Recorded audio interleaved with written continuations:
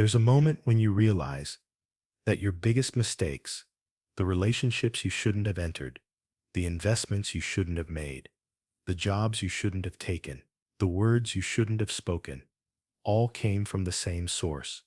Decisions made in emotional states rather than rational analysis. Most people live their entire lives as prisoners of their emotions, making choices based on how they feel in the moment, rather than what logic and evidence suggest is best.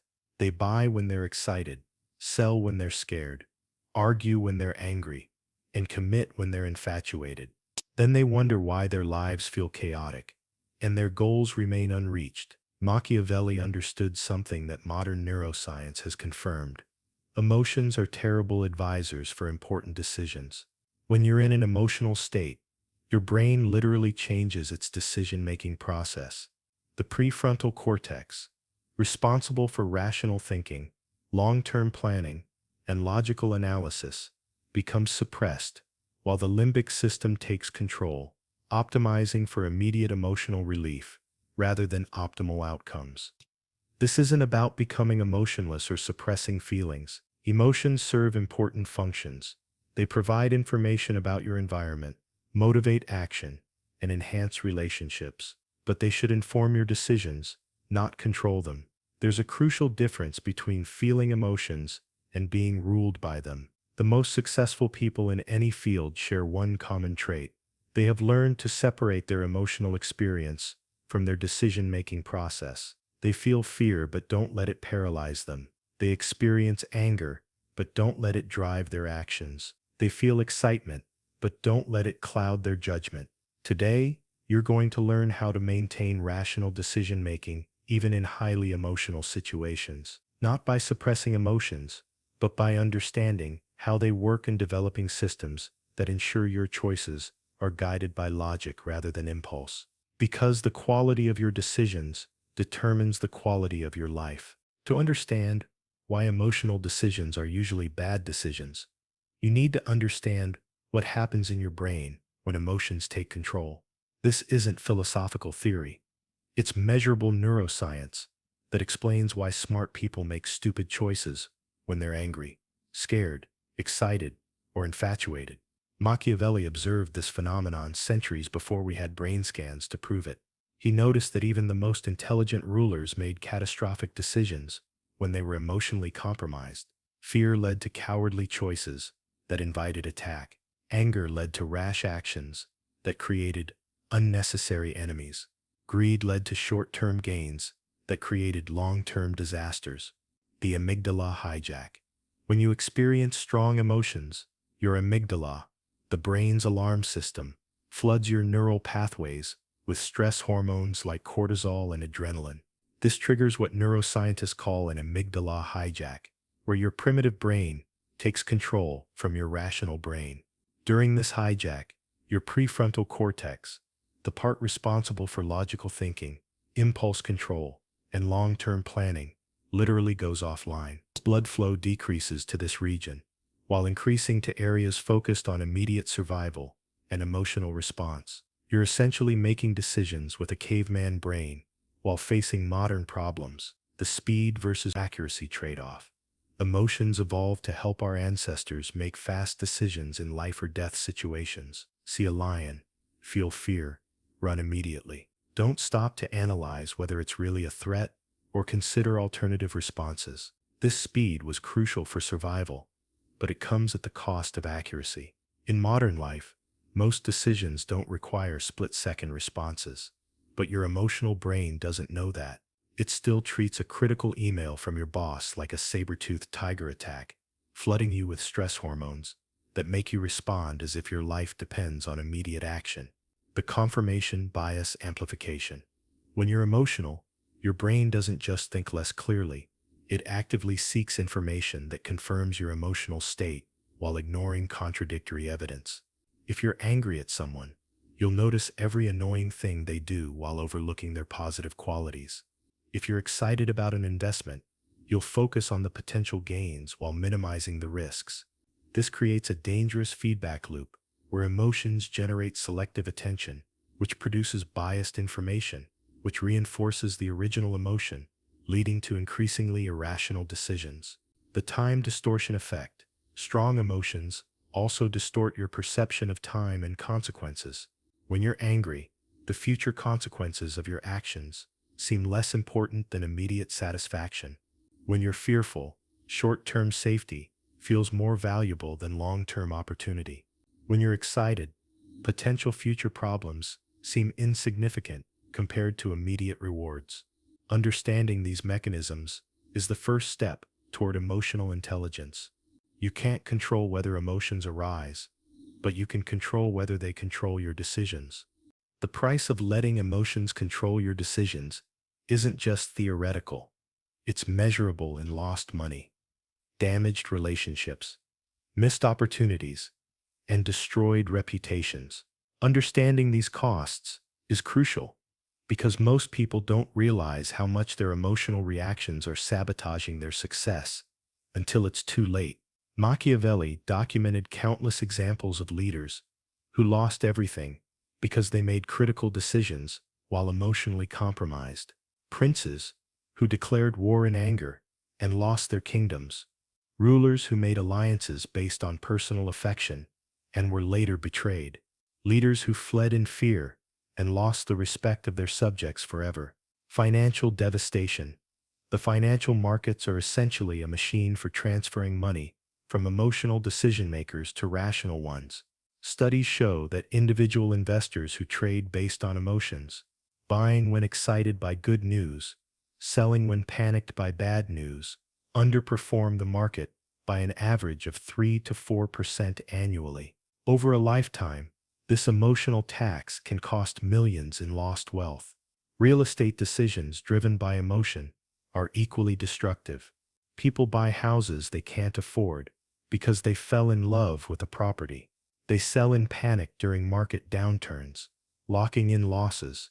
They hold on to losing investments because they're emotionally attached, refusing to cut their losses. Career destruction. Emotional reactions in professional settings can destroy years of career building in minutes. The angry email sent to a boss during a moment of frustration, the hasty resignation after a bad day, the public outburst during a meeting that damages your reputation permanently. Emotional decision-making also leads to poor career choices. People take jobs based on excitement about the company culture without analyzing the growth potential. They leave good positions because of temporary conflicts with colleagues. They negotiate poorly because anger or desperation clouds their judgment. Relationship catastrophes. Perhaps nowhere is emotional decision-making more destructive than in relationships. People commit to marriages during the infatuation phase without considering long-term compatibility. They end valuable relationships during temporary anger. They say things in heated moments that permanently damage trust and intimacy. The divorce rate largely reflects emotional decision-making, both in choosing partners and in handling relationship conflicts. Studies show that couples who make major relationship decisions during emotional states have significantly higher rates of separation and dissatisfaction. Opportunity costs beyond direct losses. Emotional decision-making creates massive opportunity costs. While you're dealing with the consequences of choices made in anger, fear, or excitement, you're not pursuing opportunities that could advance your goals. The energy spent cleaning up emotional messes is energy not spent building your future. The compound effect. The worst part about emotional decision-making is that bad choices compound over time. One emotional decision creates problems that generate stress, which leads to more emotional decisions, creating a downward spiral that becomes increasingly difficult to escape. The most successful people understand this and have developed systems to prevent emotional hijacking before it destroys their progress. The difference between emotional decisions and rational decisions often comes down to a single factor. Between every emotional trigger and your response, there's a crucial window of opportunity where you can choose your reaction rather than being controlled by it. Mastering this pause is perhaps the most important skill for maintaining rational decision-making. Machiavelli wrote extensively about the importance of deliberation before action. He observed that rulers who responded immediately to provocations usually made decisions they later regretted, while those who created space between stimulus and response consistently made better choices. This pause wasn't hesitation or weakness. It was strategic intelligence, the sacred gap. In that split second between feeling an emotion and acting on it, you have a choice that most people never recognize. You can either react automatically, letting your emotional brain drive your behavior, or you can pause, allowing your rational brain to engage and evaluate the situation properly. This gap exists in every emotional situation. The moment you receive criticism and feel anger rising, the instant you see an investment opportunity and feel excitement building, the second you face a threat and feel fear emerging. In each case, there's a window where conscious choice is possible. The neurological reset. When you pause, something powerful happens in your brain. The flood of stress hormones begins to recede. Blood flow starts returning to your prefrontal cortex. The emotional intensity decreases, allowing rational thinking to resume. Even a pause of 10 plus to 15 seconds can dramatically improve decision quality. This isn't about suppressing the emotion. It's about creating space between the emotion and your response. The emotion provides valuable information about the situation, but it doesn't have to dictate your actions. Practical pause techniques. The most effective pause techniques are simple and can be applied immediately. Take 3 deep breaths before responding to any emotionally charged situation. Count to 10 before sending that angry email. Sleep on major decisions when possible. Ask yourself, how will I feel about this choice tomorrow? Next week? Next year? Physical movement can also create effective pauses. Step outside before making a difficult phone call.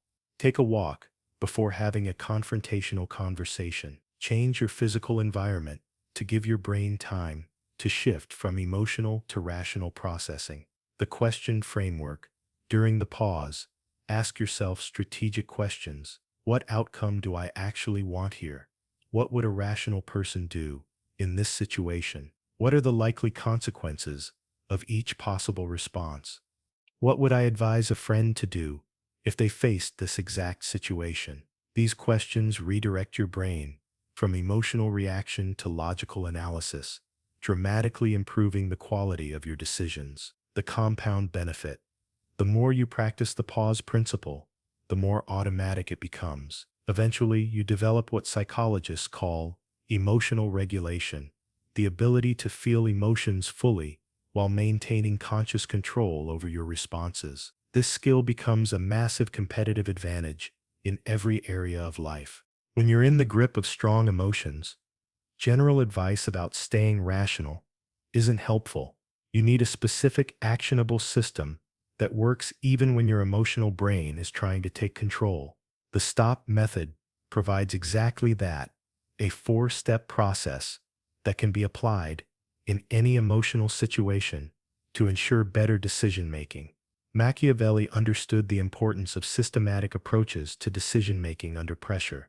He developed frameworks that rulers could follow even when facing existential threats, personal betrayals, or tempting opportunities.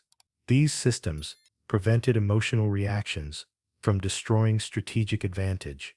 Stop and acknowledge.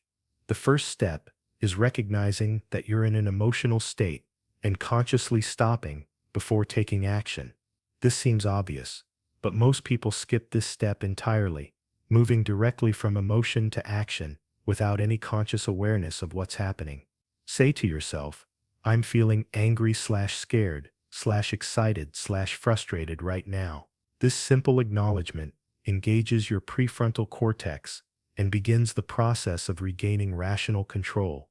You're not judging the emotion or trying to suppress it. You're simply recognizing its presence. Take a breath. Implement an immediate physiological intervention to begin calming your nervous system. Take 3 deep breaths, focusing on making your exhale longer than your inhale. This activates your parasympathetic nervous system, which counteracts the stress response and helps restore rational thinking. If possible, change your physical position. If you're sitting, stand up. If you're inside, step outside. Physical movement helps interrupt the emotional pattern and gives your brain additional time to reset. Oh Min, observe the situation. Now assess what's actually happening versus what your emotions are telling you is happening. Ask yourself, what are the facts of this situation? What assumptions am I making? What evidence do I have for my interpretation? Emotions often distort reality, making situations seem more urgent, threatening, or promising than they actually are. This observation step helps you see the situation more clearly and objectively. Proceed with purpose. Only after completing the first 3 steps should you take action. Now ask, what outcome do I want here? What's the most effective way to achieve that outcome? What would my best self do in this situation? Choose your response based on your goals and values, not your emotional impulses. This ensures that your actions align with your long-term interests rather than providing temporary emotional relief. The power of systematic application. The STOP method works because it's simple enough to remember under pressure, but comprehensive enough to address all the key elements of emotional decision-making. With practice, you can complete the entire process in under a minute, but that minute can prevent decisions you'd regret for years. The key is practicing this method in low-stakes situations so it becomes automatic when you face high-stakes emotional challenges. One of the biggest misconceptions about rational decision-making is that it requires eliminating emotions entirely. Many people try to suppress their feelings, thinking this will lead to better choices. But emotional suppression is not only ineffective, it's counterproductive and potentially dangerous. True emotional intelligence involves managing emotions, not eliminating them. Machiavelli himself was not an emotionless calculator, despite popular misconceptions. His writings reveal someone who felt deeply about politics, relationships, and his country's fate. But he understood the difference between experiencing emotions and being controlled by them. He used emotional information as data, while ensuring that his strategic decisions remained rational. The suppression trap. When you try to suppress emotions, several problematic things happen. First, suppressed emotions don't disappear. They go underground, where they influence your behavior in ways you don't recognize. You might think you're being rational while actually making decisions driven by unacknowledged fear, anger, or desire. Second, emotional suppression requires enormous mental energy, leaving less cognitive resources available for actual decision-making. You exhaust yourself trying not to feel, which impairs your ability to think clearly about the situation at hand. Third, suppressed emotions often explode later with greater intensity. The anger you didn't acknowledge in a meeting might lead to an inappropriate outburst hours later. The fear you refuse to feel about a business decision might manifest as anxiety that paralyzes future choices. The intelligence alternative. Emotional intelligence involves acknowledging emotions fully while maintaining conscious control over your responses. Instead of saying, "I shouldn't feel angry about this," you say, "I notice I'm feeling angry about this. What information is this anger giving me? And how should I use that information to make a good decision?" Emotions often contain valuable data about situations. Fear might be warning you about real risks you haven't fully considered. Anger might be signaling that someone has violated an important boundary. Excitement might be highlighting genuine opportunities worth pursuing. The integration process. The goal is integrating emotional information with rational analysis. Feel the emotion, understand what it's telling you, then step back and evaluate whether the emotion's message aligns with logical assessment of the situation. Sometimes emotions and logic will agree. Your fear about an investment might align with rational risk analysis, making it wise to avoid the opportunity. Other times they'll conflict. Your excitement about a business venture might clash with financial analysis, showing it's impractical. The balanced approach. Effective decision-makers use emotions as one input among many, not as the sole determinant of their choices. They listen to emotional signals, evaluate them against other evidence, and then choose actions based on comprehensive analysis rather than impulse. This balance allows you to benefit from emotional wisdom while avoiding emotional mistakes. You become someone who can feel deeply while thinking clearly, the ultimate combination for outstanding decision-making. The real test of rational decision-making comes when you're under extreme pressure, when time is limited, stakes are high, and emotions are running at maximum intensity. These are the moments when most people default to emotional reactions, but they're also when rational thinking becomes most valuable. Learning to maintain clarity under pressure is what separates elite performers from everyone else.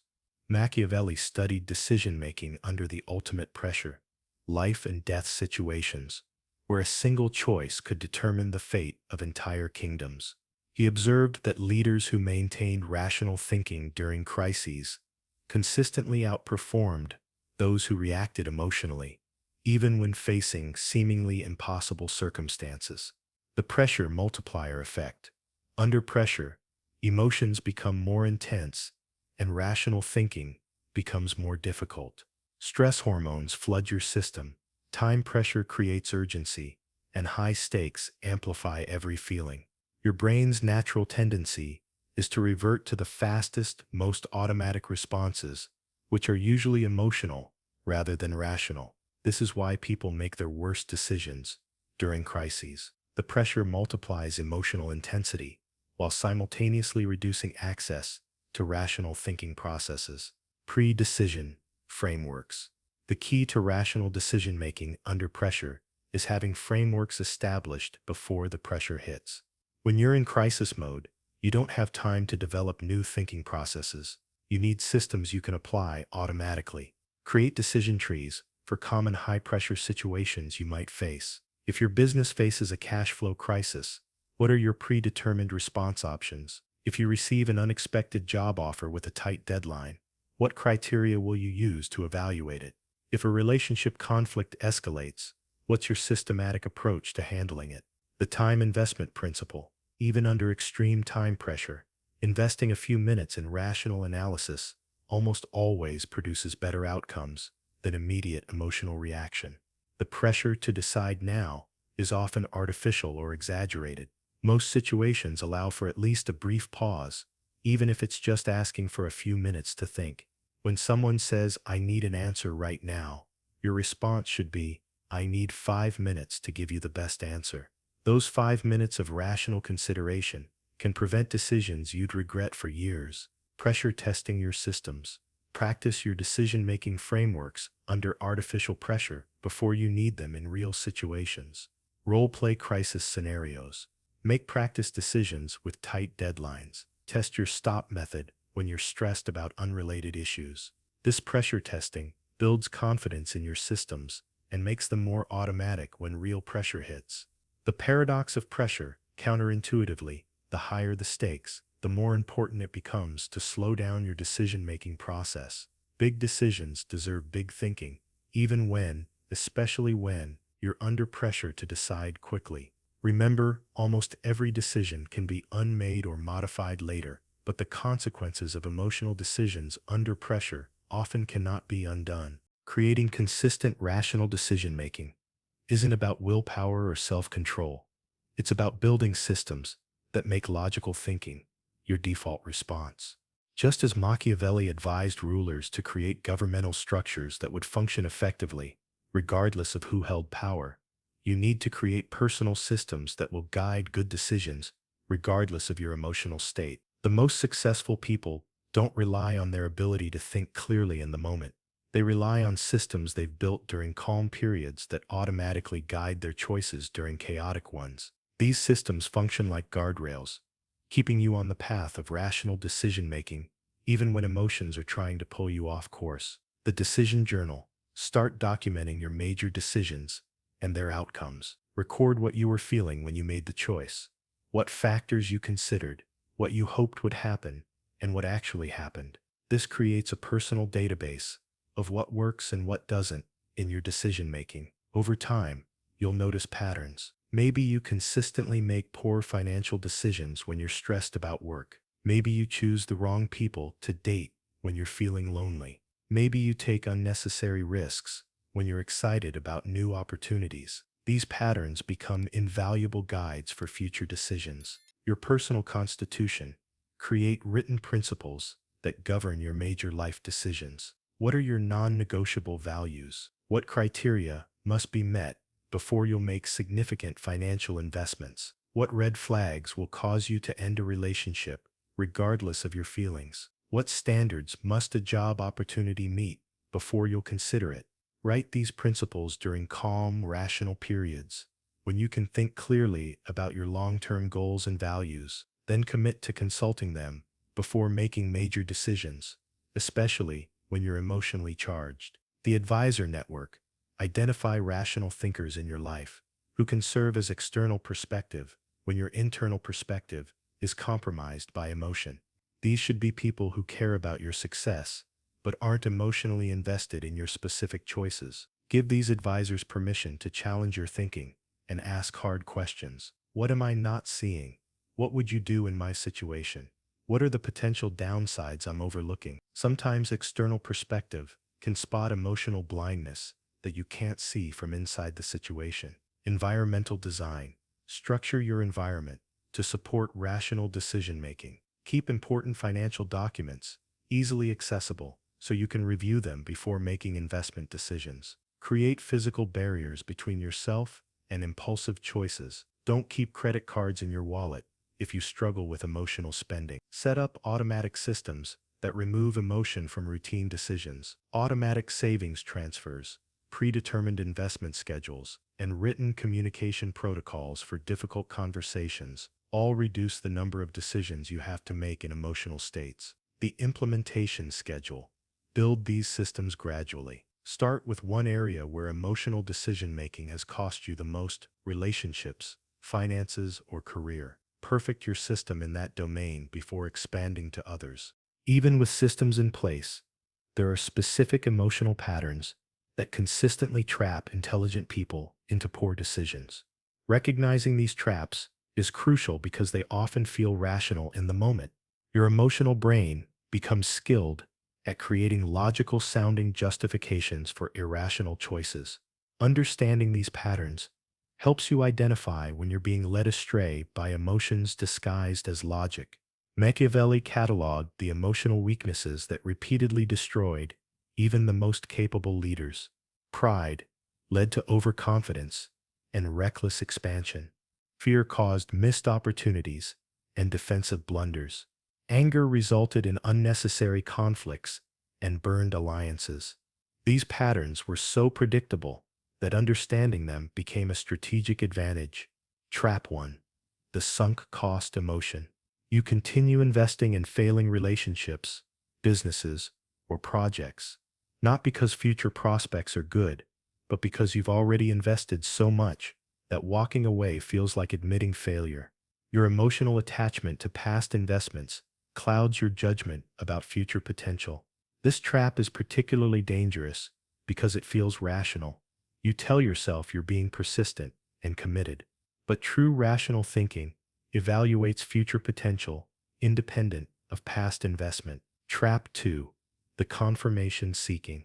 When you want something badly, you unconsciously seek information that supports your desired choice while avoiding or dismissing contradictory evidence.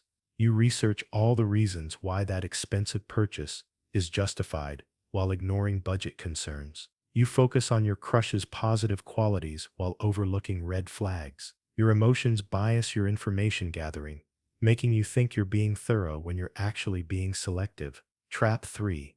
The social proof pressure. Your emotions respond strongly to what others are doing, especially when you're uncertain or anxious. You make investment decisions based on what your friends are doing. You choose restaurants because they're crowded. You follow trends because everyone else seems excited about them. This emotional response to social proof often overrides your individual analysis and leads to poor decisions that don't align with your specific situation and goals. Trap 4. The immediate gratification override. Strong emotions compress your time horizon, making immediate rewards seem more valuable than long-term benefits. You choose the job with higher immediate salary over the one with better long-term prospects. You eat the dessert instead of maintaining your health goals. You spend money on immediate pleasures instead of investing for future security. Trap 5. The authority halo. When someone has expertise or success in one area, your emotions generalize that credibility to all areas. You take financial advice from successful athletes. You follow business strategies from charismatic speakers who may have limited actual business experience. You make decisions based on the recommendations of people whose expertise doesn't actually apply to your situation. The recognition strategy. The key to avoiding these traps is developing pattern recognition. When you feel strongly about a decision, deliberately check for these emotional patterns before proceeding. When you master rational decision-making, you don't just improve your own life, you become capable of guiding others toward better choices. This is the ultimate application of emotional intelligence, helping others navigate their emotions while maintaining your own rational clarity. It's what transforms you from someone who makes good decisions into someone who influences others to make good decisions. Machiavelli understood that the highest form of leadership was the ability to maintain rational perspective while managing the emotional dynamics of entire groups. The most effective rulers could see clearly when everyone around them was caught up in fear, anger, or excitement. They became the stable center around which others could organize their thinking. Emotional contagion awareness. Emotions spread rapidly through groups, often faster than rational analysis. When panic hits a team, when excitement builds around a poor idea, when anger dominates a meeting, someone needs to maintain emotional equilibrium. As a rational decision maker, you become the person others look to for stability and clear thinking. This doesn't mean being emotionless or dismissive of others' feelings. It means acknowledging emotions while guiding the group toward rational analysis. I understand everyone is excited about this opportunity. Let's make sure we evaluate it thoroughly before deciding. The calming influence. Your emotional regulation becomes a resource for others. When you remain calm under pressure, it gives others permission to step back from their emotional reactions. When you ask thoughtful questions, instead of reacting immediately, you model better decision-making for everyone around you. People unconsciously mirror the emotional state of those they perceive as leaders. Your rational approach becomes contagious. In the same way that emotional reactions spread, guiding others' decisions, you can help others implement the same rational decision-making processes you've learned. When someone comes to you with an emotionally charged decision, guide them through the STOP method. Help them identify which emotions they're feeling and what information those emotions might contain. Ask the questions they're not asking themselves. What outcome do you really want here? What would you advise a friend in this situation? How will you feel about this choice next year? Your outside perspective can provide the rational framework they need. The long-term impact. As you consistently demonstrate rational decision-making and emotional regulation, you build a reputation as someone who can be trusted with important choices. People seek your input on their major decisions. Teams turn to you during crises. Organizations rely on your judgment when emotions are running high. This influence compounds over time. The better your decision-making becomes, the more others want to learn from your approach. You become a center of rational influence in an often irrational world. The ultimate goal. The goal isn't to eliminate emotion from decision-making. It's to create environments where emotions inform decisions without controlling them. When you master this balance personally and help others achieve it, you've developed true emotional leadership. You become someone who can feel deeply, think clearly, and help others do the same.